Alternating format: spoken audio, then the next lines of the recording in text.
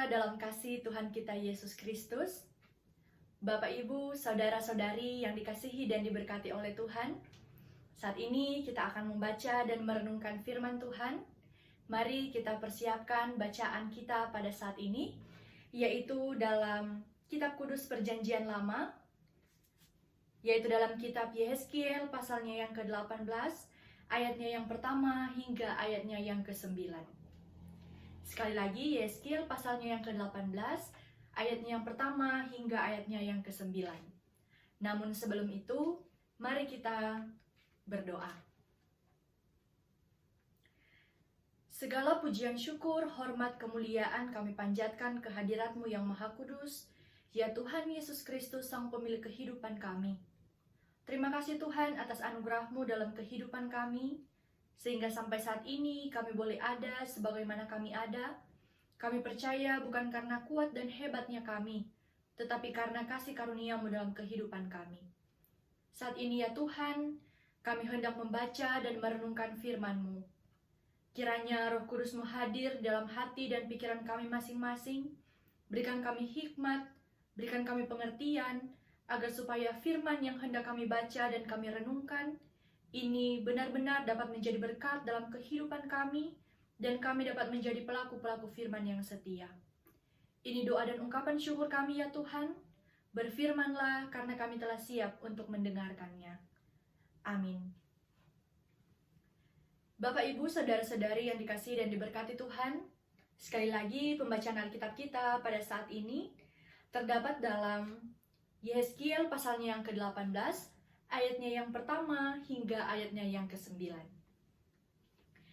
Saya akan bacakan untuk kita sekalian.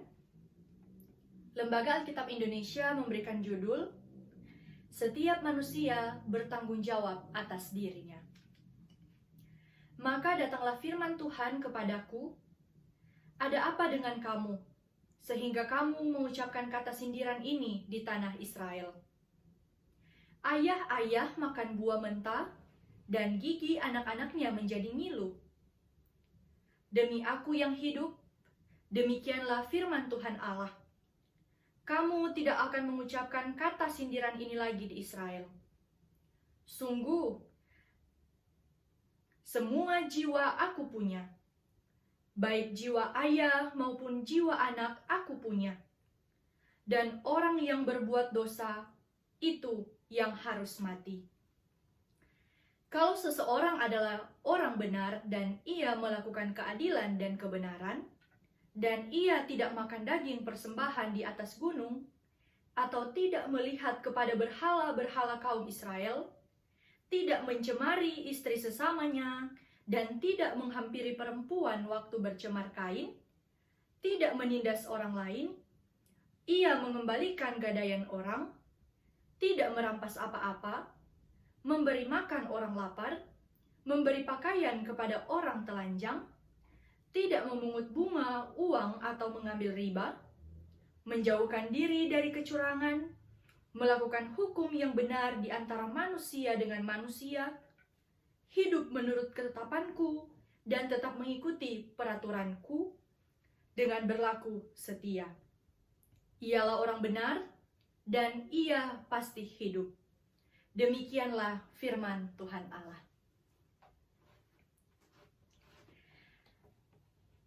Salam dalam kasih Tuhan kita Yesus Kristus. Terpujilah Kristus yang boleh memberikan kesempatan bagi kita, umatnya, ciptaan Tuhan. Sampai pada saat ini kita boleh ada dalam keadaan yang sehat, kuat, dan diberkati oleh Tuhan. Walaupun tidak dapat kita pungkiri bahwa ruang gerak kita masih sangat terbatas. Karena kita hidup di situasi dan kondisi pandemi COVID-19, tetapi kita yakini bersama bahwa kasih Tuhan tidak pernah terbatas dalam kehidupan kita. Kasih-Nya selalu nyata dalam setiap aspek kehidupan kita. Saudara-saudara yang dikasihi dan diberkati oleh Tuhan, pastinya di antara kita pernah mendengar ungkapan sebuah lagu, yaitu jalan hidup orang benar diterangi oleh cahaya firman Tuhan. Sekali lagi, jalan hidup orang benar diterangi oleh cahaya firman Tuhan. Ya, lagu ini merupakan salah satu dari sekian banyaknya lagu yang ada di Klik, dan ia berada di nomor 119. Lagu ini menghentar kepada kita untuk masuk ke dalam perenungan di bawah tema Orang benar pasti hidup, katakan tidak kepada kematian rohani. Saudara yang dikasihi dan diberkati Tuhan, saya pernah mendengar sebuah ungkapan dari seorang pendeta yang mengatakan bahwa kita sebagai manusia, ketika kita masih diperhadapkan dengan pencobaan, itu artinya Tuhan masih menyertai kehidupan kita. Pastinya ya, dalam kehidupan kita sebagai manusia, tidak dapat dipungkiri bahwa kita hidup di tengah dunia ini diperhadapkan dengan berbagai macam pencobaan kehidupan, berbagai macam pergumulan kehidupan. Setiap kita memiliki pergumulan yang berbeda-beda. Saya memiliki pergumulan yang berbeda dari Bapak, Ibu, Saudara-saudari sekalian.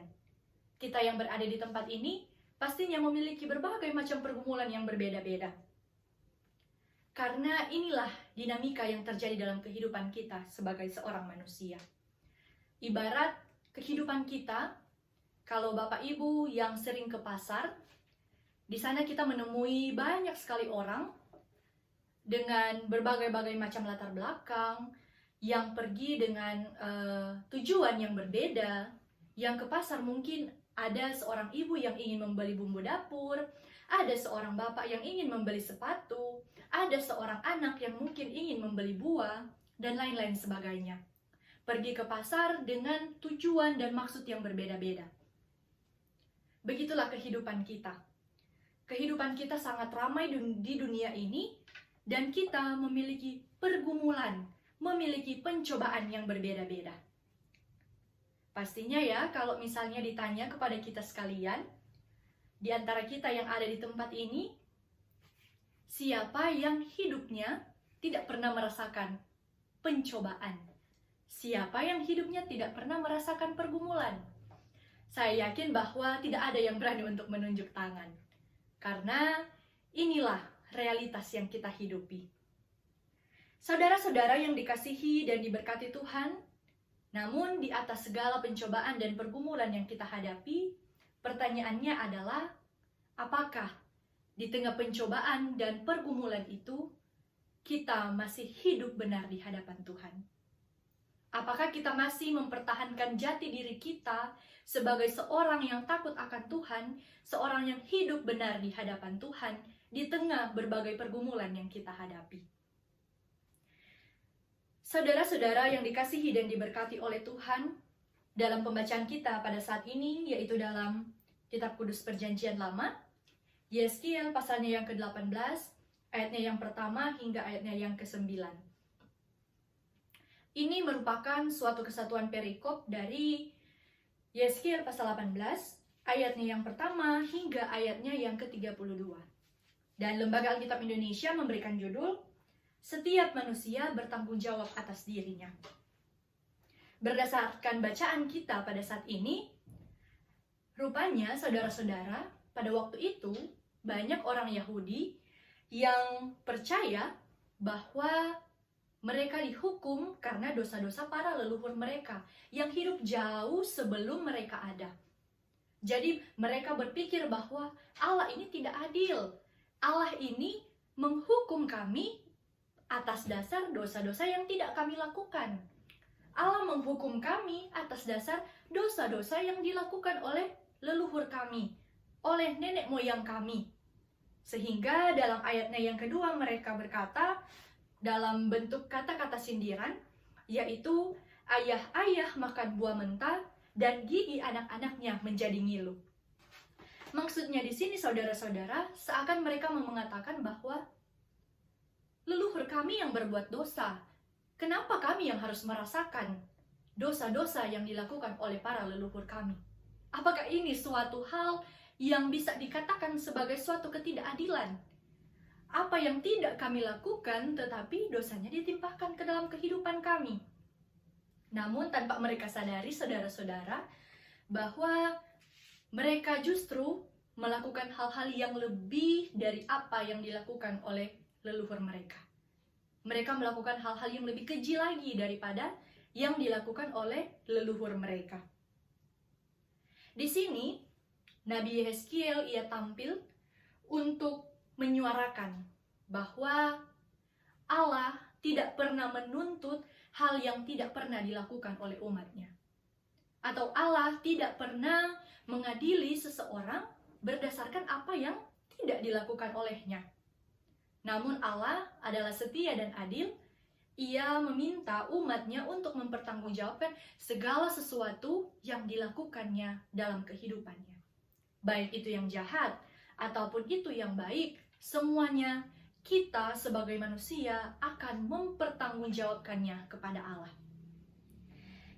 Pastinya, sebagai ciptaan Tuhan, Tuhan menghendaki kita untuk hidup sesuai dengan kehendak-Nya. Tuhan menghendaki kita untuk hidup sesuai dengan firman-Nya. Namun, kembali lagi, apakah kita pernah bertanya dalam diri kita masing-masing? Apakah saya dan saudara pernah merefleksikan apa yang kita lakukan dalam kehidupan kita setiap hari?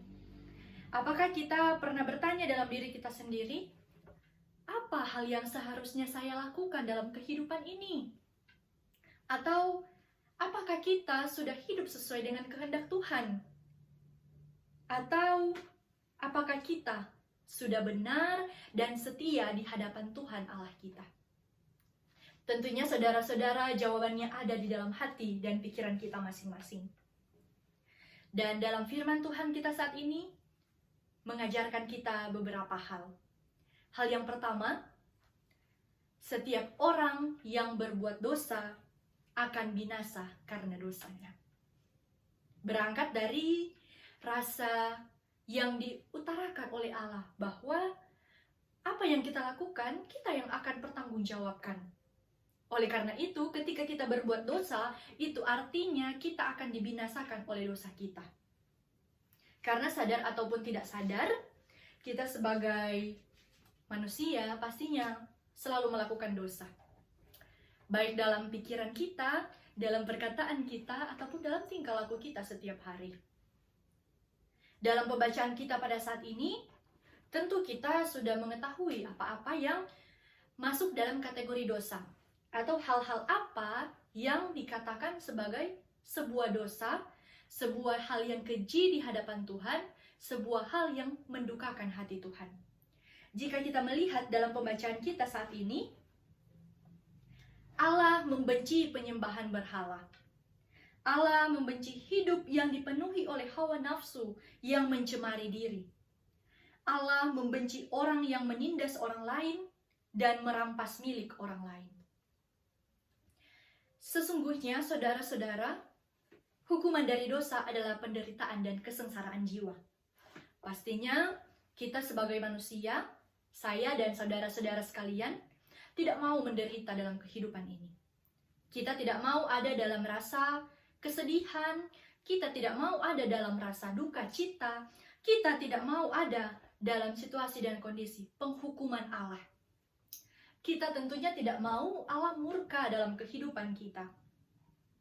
Dan pastinya, apa yang kita lakukan, itu yang akan kita terima. Tidaklah mungkin ketika saya melakukan dosa dan ternyata misalnya ayah saya mengasihi saya dan dia mau berkata bahwa oh, karena saya mengasihi engkau sebagai anakku, maka dalam kerendahan hatiku, dalam kerelaan hatiku, aku mau menanggung dosamu. Atau mungkin seorang ibu berkata kepada suaminya, karena kau adalah suamiku, maka akulah yang akan menanggung dosamu. Akulah yang akan menerima apa yang telah engkau lakukan. Akulah yang akan menerima kesesakan, akulah yang akan menerima penderitaan, akulah yang akan menerima kekecewaan atas apa yang engkau lakukan. Tidak seperti itu, saudara-saudara. Kita semua bertanggung jawab atas diri kita sendiri. Karena yang mampu untuk menanggung dosa orang lain, yang mampu untuk menanggung kesalahan yang mampu untuk menanggung hal-hal yang tidak berkenan di hadapan Tuhan yang telah dilakukan oleh manusia hanyalah satu orang. Ya, hanyalah Yesus Kristus yang mampu untuk menanggung dosa saya dan saudara-saudara. Pastinya kita sebagai manusia, kita tidak akan mampu. Sekuat apapun kita, saya dan saudara-saudara sekalian tidak akan mampu untuk menanggung dosa dari orang-orang di sekitar kita. Jangankan orang-orang di sekitar kita, satu orang pun saja kita tidak akan mampu. Oleh karena itu, saudara-saudara, apa yang kita terima tergantung dari apa yang kita lakukan dalam kehidupan ini. Kiranya kita hidup di dalam Tuhan, kita memberikan diri kita untuk pekerjaan Tuhan, kita membiarkan diri kita untuk hidup di dalam kuasa Allah, bukan membiarkan diri kita untuk hidup di dalam kuasa dosa. Kita harus menyadari bahwa kehidupan kita adalah anugerah Tuhan. Kehidupan kita adalah untuk kemuliaan Allah. Jadi, kita bertanggung jawab untuk terus melakukan hal-hal yang baik, bertanggung jawab untuk melakukan hal-hal yang benar di hadapan Allah. Dan hal yang kedua yang bisa kita pelajari dalam firman Tuhan pada saat ini, yaitu orang benar yang setia kepada kebenaran pasti hidup. Orang benar yang setia kepada kebenaran pasti hidup. Mungkin dalam hati kita bertanya-tanya, bagaimana definisi orang benar itu? Atau mungkin kita bertanya, seperti apa ya ciri-ciri orang benar itu? Saya harus seperti apa agar saya masuk dalam kategori orang yang benar? Dan mungkin puncaknya adalah, bagaimana saya harus menjadi seorang yang benar di hadapan Tuhan? Sungguh amat luar biasa ketika Bapak Ibu saudara-saudari sekalian berefleksi akan kehidupan ini, bagaimana menjadi orang yang benar di hadapan Tuhan. Memang orang benar adalah mereka yang memiliki pondasi yang kuat, pondasi yang benar dalam hal tubuh, jiwa, dan roh. Orang benar memiliki hati yang baik, orang benar memiliki hati yang tulus, dan orang benar memiliki hati yang setia di hadapan Tuhan. Ayat kelima yang kita baca pada saat ini menginformasikan kepada kita bahwa kalau seseorang adalah orang benar dan ia melakukan keadilan dan kebenaran. Jadi orang benar itu melakukan keadilan dan kebenaran. Sangat jelas sudah kita baca bersama pada saat ini. Dalam setiap aspek kehidupan dari orang benar selalu dilandaskan kepada rasa kesadaran diri dan hati nurani yang bersih yang semuanya diarahkan kepada Allah. Hidupnya selalu memuliakan Allah. Hidupnya selalu ada dalam kasih dan perkenanan kepada Allah, sang pemilik kehidupannya. Seorang yang benar dalam suatu penyataannya, dalam suatu tingkah lakunya, dalam suatu pikirannya, pasti bersih di hadapan Allah. Mungkin dari antara kita sebagai manusia seringkali tidak dapat dipungkiri ya saudara-saudara, ada yang mengatakan seperti ini. Sangat sulit menjadi seorang yang benar di hadapan Tuhan. Sangat sulit hidup sesuai dengan kehendak Tuhan. Karena saya masih manusia biasa. Saya masih daging. Saya masih hidup di tengah dunia ini. Atau mungkin ada yang mengatakan kesempurnaan hanyalah milik Allah. Atau bahkan ada juga yang menggunakan ayat Alkitab ya, yang berkata bahwa roh memang penurut, tetapi daging lemah. Ya, pernyataan-pernyataan yang saya sampaikan tadi memang beberapa pernyataan dari manusia yang membenarkan dirinya ketika ia melakukan dosa. Ketika ia melakukan dosa, ia berlindung dalam suatu pernyataan bahwa dirinya hanyalah manusia biasa.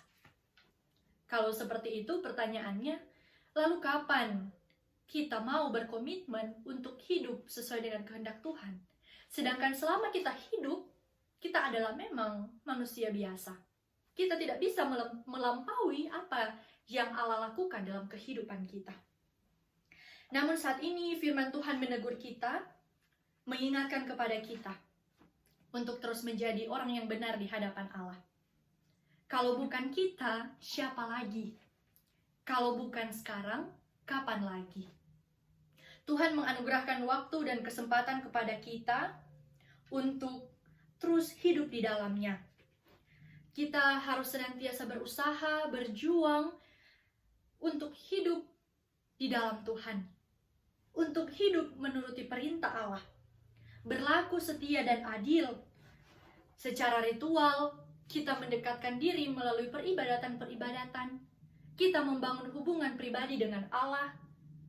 Dan secara aktual, kita memberikan kehidupan kita untuk berdampak bagi orang-orang di sekitar kita. Baik bagi keluarga kita, bagi rekan-rekan kerja kita, bagi siapapun yang kita temui dalam kehidupan ini. Karena hidup kita adalah anugerah Tuhan. Kita membutuhkan orang-orang di sekitar kita, dan kita selalu membutuhkan firman Tuhan sebagai dasar, sebagai landasan dalam kita menjalani kehidupan kita di dunia ini.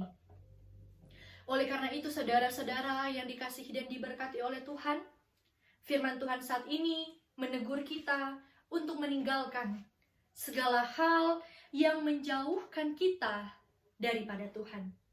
Segala hal yang membuat iman kita jatuh, segala hal yang membuat iman kita goyah, dan segala hal yang membuat kita jauh daripada Tuhan. Turutilah segala perintah Allah, maka kita akan memiliki kehidupan yang mulia, kehidupan yang nyaman, kehidupan yang berkelimpahan, dan kehidupan yang berarti ketika kita ada dimanapun Tuhan mengizinkan kita pergi dan berada. Kiranya dalam perjalanan kehidupan ini, firman Tuhan tetap menjadi pedoman dalam kehidupan kita. Kita tetap menjadi orang-orang yang benar, orang-orang yang hidup di dalam Tuhan, dan orang-orang yang berani untuk mengatakan tidak kepada kematian rohani. Tuhan memberkati firman-Nya dan memberkati kita sekalian pada saat ini. Amin. Mari kita berdoa. Dalam iman, harap, dan kasih, kami menaikkan ungkapan syukur kami kepadamu, ya Bapa di sorga. Terima kasih atas firman yang boleh kami dengarkan pada saat ini. Tuhan, mampukan kami agar kami dapat menjadi orang-orang yang benar, orang-orang yang setia kepada perintah yang Tuhan berikan dalam kehidupan kami. Ajari kami untuk terus ada di dalam jalan yang Tuhan kehendaki. Ajari kami untuk mampu menjalani kehidupan kami secara bertanggung jawab. Bertanggung jawab atas diri kami, bertanggung jawab atas orang di sekitar kami, dan bertanggung jawab atas segala tugas dan tanggung jawab yang Tuhan berikan bagi kami. Ini doa dan ungkapan syukur kami, pakailah hidup kami untuk terus memuliakan akan nama-Mu. Dalam nama Tuhan Yesus Kristus, Tuhan dan Juru Selamat kami yang hidup, kami berdoa dan mengucap syukur. Amin.